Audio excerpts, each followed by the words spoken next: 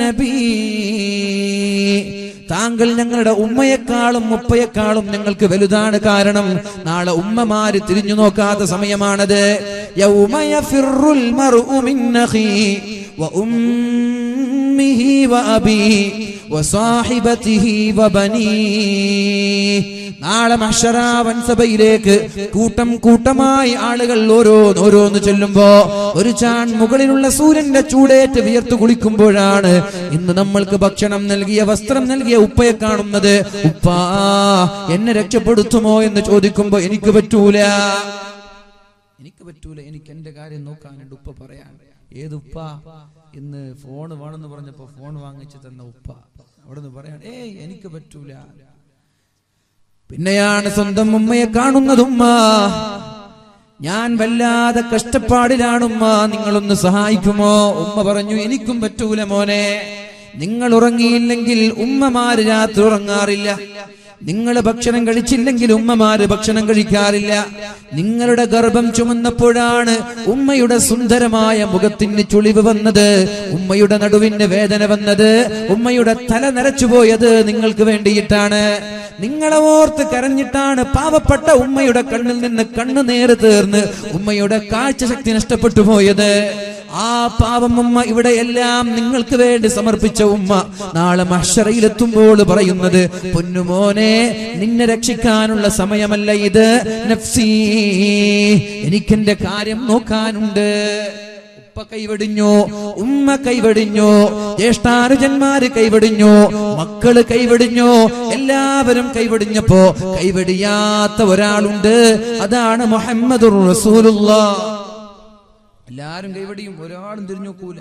ഉമ്മ ഉപ്പൊക്കെ കഴിഞ്ഞിട്ടാണ് ആദം നബിയുടെ അടുത്ത് പോ, ആദം നബിയെ, ആദം ഉപ്പാപ്പ ഒന്ന് രക്ഷിക്കുമോ?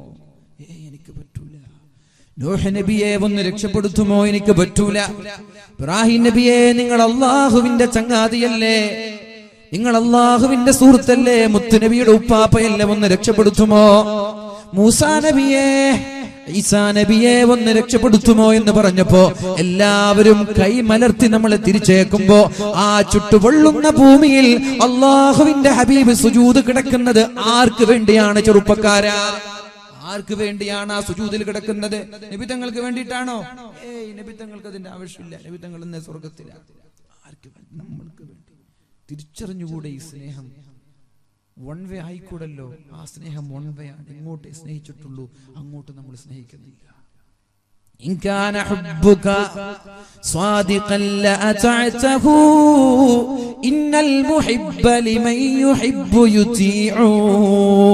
നിങ്ങൾ സ്നേഹമുണ്ട് എന്ന് പറഞ്ഞിട്ട് റബീഉൽ അവ്വലിന്റെ 12 രാത്രികളിൽ തോരണങ്ങൾ വെക്കുന്നുണ്ടല്ലോ, അത് കാപ്പട്യത്തിന്റെ നുണയുടെ സ്നേഹമാണ്.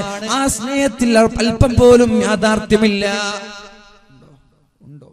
ഉണ്ടെങ്കിൽ രാത്രി മുഴുവനും തോരണങ്ങൾ ഉണ്ടാക്കി ഡെക്കറേഷൻ വെച്ച് സുബഹി നിസ്കരിക്കാതെ കിടന്നുറങ്ങാൻ എങ്ങനെ പറ്റും ഒരു ചെറുപ്പക്കാരന്?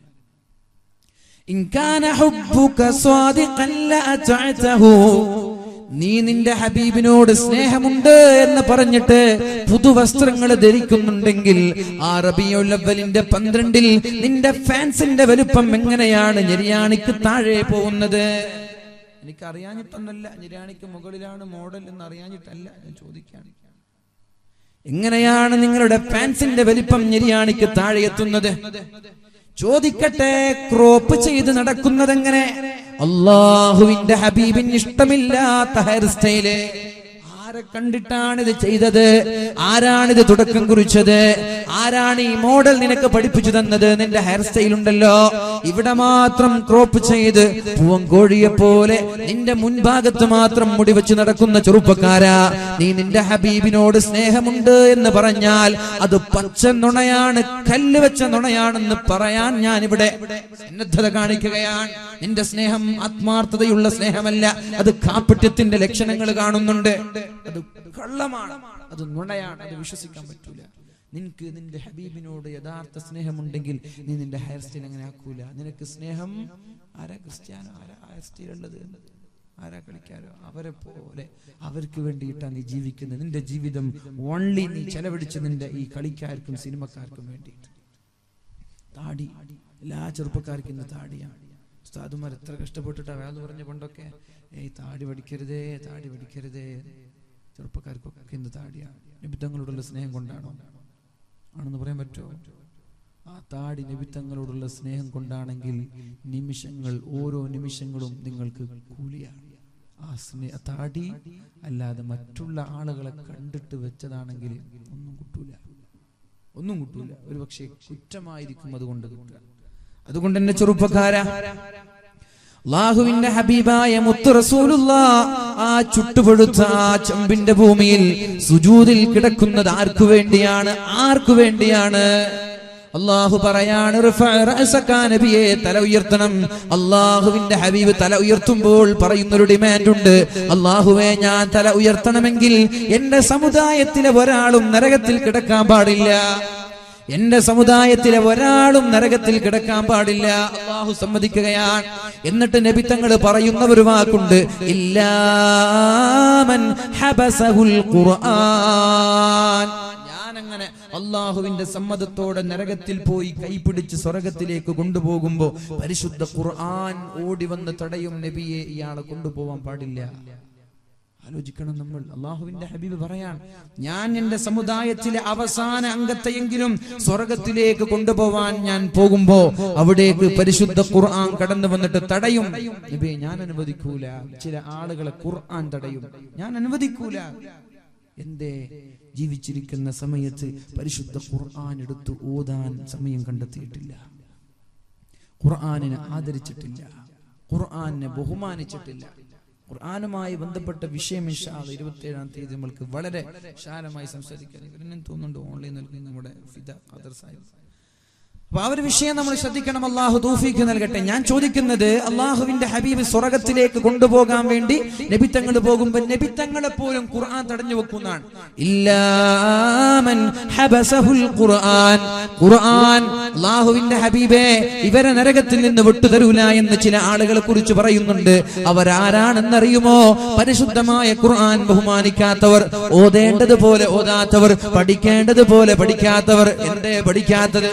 എന്റെ ഖുർആൻ പഠിക്കാത്തത്? ഇംഗ്ലീഷ് അറിയുന്നില്ലേ? ഹിന്ദി അറിയുന്നില്ല? കാസർഗോട്ടുകാർക്കൊക്കെ ഹിന്ദി അറിയാം, എന്താ അറബി പഠിക്കാത്തത്? ഇംഗ്ലീഷ് അറിയാലോ, എന്താ അറബി പഠിക്കാത്തത്? ഞാൻ പഠിക്കാൻ അവസരമുണ്ടായിട്ടില്ല എന്ന എക്സ്ക്യൂസ് സ്വീകാര്യമല്ല, അത് ആക്സെപ്റ്റ് ചെയ്യുന്ന ഒരു കാരണമല്ല. കാരണം പഠിക്കാനുള്ള സൗകര്യം നമ്മുടെ മുമ്പിലുണ്ട്. അറബി എങ്ങനെ പഠിക്കാം? യൂട്യൂബിൽ ചെന്ന്, നെറ്റിൽ ചെന്ന്, ഇന്റർനെറ്റ് സൗകര്യം. ഇംഗ്ലീഷ് പഠിക്കാൻ പ്രത്യേകമായി വാട്സപ്പ് ഗ്രൂപ്പൊക്കെ ഉണ്ടല്ലോ.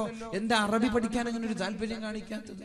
ഖുർആൻ ഓതാനല്ല പറഞ്ഞത്, ഖുർആൻ അർത്ഥം ആലോചിച്ചോതാനാ പറഞ്ഞത്. ഡോക്ടറുടെ സമീപത്ത് ചെന്നിട്ട് ക്യാൻസറിന്റെ അസുഖമുള്ള ഒരാൾ മരുന്നുമായി വീട്ടിലേക്ക് വന്നിട്ട് ആ മരുന്ന് നോക്കിയാൽ അയാളുടെ രോഗത്തിന് ശിഫ ലഭിക്കുമോ? ലഭിക്കുമോ?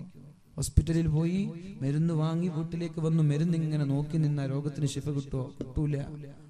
ഇനി പോട്ടെ, ഡോക്ടർ തരുന്ന മരുന്ന് ഓരോന്നിരുന്നെടുത്ത് വായിച്ചതിന്റെ ലിസ്റ്റും വായിച്ച് അത് കുടിക്കാതെ റൂമിൽ വെച്ചാൽ ഏതായാലും ശിഫ കിട്ടൂല, അല്ലെ? ഇനി കുടിച്ച് എങ്ങനെ പറഞ്ഞതുപോലെയല്ല കുടിച്ച്, രാവിലെ കുടിക്കേണ്ടത് വൈകുന്നേരം കുടിച്ചു, വൈകുന്നേരം കുടിക്കേണ്ടത് രാവിലെ കുടിച്ചു, ശിഫ കിട്ടുമോ? കിട്ടൂല. എന്ന ഖുർആൻ ഓതേണ്ടത് അർത്ഥമാലോചിച്ചിട്ടാണ്. അങ്ങനെ ഓതുമ്പോഴേ അതിന്റെ യഥാർത്ഥ ഫലം നുകരാൻ നമ്മൾക്ക് പറ്റുള്ളൂ. കൂലിയൊക്കെ കിട്ടും, കൂലി കിട്ടൂല എന്ന് ഞാൻ പറയില്ല.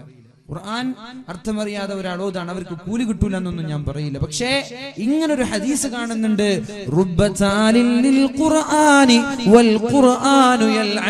എത്രയെത്ര ഖുർആൻ ഓത്തുകാരാണ് ഖുർആൻ ഓതിക്കഴിഞ്ഞ് മുസ്ഹഫ് പൂട്ടി വെക്കുന്നതിന് മുമ്പേ ആ ഖുർആൻ അവരെ ശപിക്കുന്നുണ്ട്, അവരെ ശപിക്കുന്നുണ്ട്. ആരെക്കുറിച്ചായി പറഞ്ഞത്? എത്ര ഖുർആൻ ഓതുകാരാണ്. പക്ഷേ മുസ്ഹഫ് ഓതി ഖുർആൻ ഓതി പൂട്ടി വെച്ച് എണീറ്റ് പോകുമ്പോ ആ ഖുർആൻ അയാളെ ശപിച്ചുകൊണ്ടിരിക്കുകയാണ്. അപ്പൊ ഇങ്ങനെയുള്ള ആളുകളെ സ്വർഗത്തിൽ നരകത്തിൽ നിന്ന് രക്ഷപ്പെടുത്താൻ ഖുർആൻ അനുവദിക്കൂല. ഖുർആൻ തടഞ്ഞാൽ അവരെ രക്ഷപ്പെടുത്താൻ ഞാൻ ശ്രമിക്കൂല, അവരെ ഞാൻ നരകത്തിൽ തന്നെ ഇട്ടേച്ചു ഞാൻ പോകുമെന്ന് പരിശുദ്ധ റസൂൽ. അല്ലാഹു നമ്മളെ കാക്കുമാറാവട്ടെ, അല്ലാഹു നമ്മെ കാക്കുമാറാവട്ടെ. അല്ലാഹുവിന്റെ ഹബീബ് സമുദായത്തിന് വേണ്ടിയാണ് ഓരോ സമയങ്ങളും നീക്കിവെച്ചത്. ഇനി ഒന്ന് പറയട്ടെ, അല്ലാഹുവിന്റെ ഹബീബായ റസൂലുള്ളാഹി സ്വല്ലല്ലാഹു അലൈഹി വസല്ലം പരിശുദ്ധമായ സൂറത്ത് ഇങ്ങനെ ഓതിക്കൊണ്ടിരിക്കുകയാണ്. മഹാനായ അബ്ദുല്ലാഹി ഇബ്നു അംർ ഇബ്നുൽ ആസ് റളിയല്ലാഹു അൻഹു പറയുന്ന സംഭവം, നബി തങ്ങൾ ഇങ്ങനെ ഖുർആൻ ഓതുകയാണ്. ഇബ്രാഹിം നബി അലൈഹിസ്സലാം തന്റെ സമുദായത്തെ കുറിച്ച് പറയുന്ന രംഗം ഖുർആനിൽ ഓതുന്നുണ്ട്. എന്താണ് ആയത്ത്? റബ്ബി ഇന്നഹുന്ന അളലന കസീറൻ മിനന്നാസ് فمن تبعني فإنه مني ومن عصاني فإنك غفور رحيم. മഹാനായ ഇബ്രാഹിം നബി തന്റെ സമുദായത്തോട് കാണിച്ച താല്പര്യം ആ ഒരു ആയത്ത് ഓതിയപ്പോഴാണ് ഫബകാ, അല്ലാഹുവിന്റെ ഹബീബ് കരയാൻ തുടങ്ങിയത്. ഇബ്രാഹിം നബി തന്റെ സമുദായത്തെ കുറിച്ച് പറയുന്ന രംഗം ഖുർആനിൽ ഓതിയിട്ട് നബി തങ്ങൾ കരയാൻ തുടങ്ങി. മഹാനായ ഈസാ നബി അലൈഹിസ്സലാം തന്റെ സമുദായവുമായി ബന്ധം വ്യക്തമാക്കുന്ന ആയത്ത് ഓതിയിട്ട് അല്ലാഹുവിന്റെ ഹബീബ് കരയാൻ തുടങ്ങി. എന്താണ് ഇബ്രാഹിം നബി തന്റെ സമുദായവുമായിട്ടുള്ള ബന്ധം വ്യക്തമാക്കുന്ന ആയത്ത് ഏത്? റബ്ബി ഇന്നഹുന്ന അളലന കസീറാ, അല്ലാഹുവേ എന്റെ സമുദായത്തിലെ ഭൂരിഭാഗം ആളുകളും വഴിപിഴച്ചു പോയല്ലോ അല്ലാഹ്. ഇബ്രാഹിം നബി പറയാൻ, എന്റെ സമുദായത്തിലെ ഭൂരിഭാഗം ആളുകളും വഴിപിഴച്ചു പോയല്ലോ അല്ലാഹ്. ഫമൻ തബിഅനി ഫഇന്നഹു മിന്നി, ആരാണോ എന്നെ പിൻപറ്റുന്നത് അവന്റെ കൂടെ ഞാനുണ്ട്. നബി തങ്ങൾ അങ്ങനല്ല പറഞ്ഞത്, എന്നെ പിൻപറ്റിയ ആള് കൂടെ മാത്രമല്ല ഞാനുണ്ടെന്നല്ല നബി തങ്ങൾ പറഞ്ഞു. എന്നെ പിൻപറ്റിയാലും പിൻപറ്റിയില്ലെങ്കിലും നിങ്ങൾക്ക് വേണ്ടി വാദിക്കാൻ ഞാനുണ്ടാകും എന്നാണ് നബി തങ്ങൾ പറഞ്ഞത്. എന്നാൽ മഹാനായ ഇബ്രാഹിം നബി പറഞ്ഞത് അങ്ങനെയല്ല. ഫമാ തബിഅനി ഫഇന്നഹു മിന്നി, എന്നെ പിൻപറ്റുന്ന ആളുകൾ അവരുടെ കൂടെയാണ് ഞാൻ ഉണ്ടാവുക. എന്നാൽ വമൻ അസാനി ഫഇന്നക ഗഫൂറുർ റഹീം, എന്നോട് ധിക്കാരം കാണിച്ച ആളുകളെ ഞാൻ നിനക്ക് വിട്ടുതരികയാണല്ലാഹ്. നിന്റെ ചോയ്സാണ്. നിനക്ക് വേണമെങ്കിൽ ശിക്ഷിക്കാം, വേണമെങ്കിൽ അവർക്ക് പുറത്തു കൊടുക്കാം. ഇബ്രാഹിം നബി ഇങ്ങനെയാണ് സമുദായത്തെ കുറിച്ച് ഖുർആനിൽ അവതരിപ്പിക്കുന്ന രംഗം. ഇനി മഹാനായ ഈസാ നബി അലൈഹിസ്സലാമിന്റെ രംഗമെന്ത്?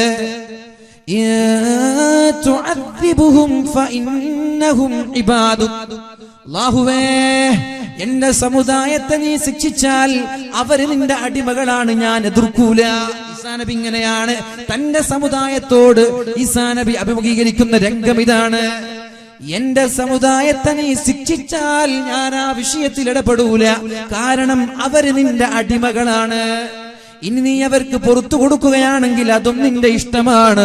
ഈ ആയത്തോതിയിട്ട് അല്ലാഹുവിന്റെ ഹബീബ് തന്റെ കൈകൾ ആകാശത്തേക്ക് ഉയർത്തിയിട്ട് നബി തങ്ങൾ കരയാണ്, അല്ലാഹുമ്മ ഉമ്മത്തി, അല്ലാഹുമ്മ ഉമ്മത്തി, അല്ലാഹുവേ എന്റെ സമുദായം, അല്ലാഹുവേ എന്റെ സമുദായം എന്ന് പറഞ്ഞ് അല്ലാഹുവിന്റെ ഹബീബ് കരയാൻ തുടങ്ങി.